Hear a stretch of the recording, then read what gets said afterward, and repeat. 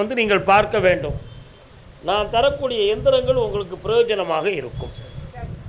இந்தா ஜெயிச்சுட்டாங்க. அமாவாசைக்கு 3 நாள் வந்துடணும். வந்து பாருங்கள், நல்லா இருங்க, ஐஸ்வர்யமாக இருந்துருங்க. போங்க. அப்படியா?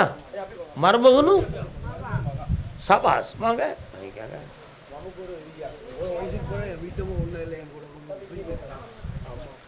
வர வச்சுருவோம். நல்லா இருங்க. அக்காவா பெரியக்காவா? பக்கத்தில் வாங்க, பக்கத்தில் வாங்க,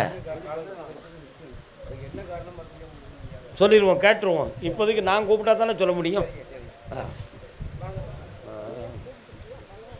சரி இருங்க, வாங்க.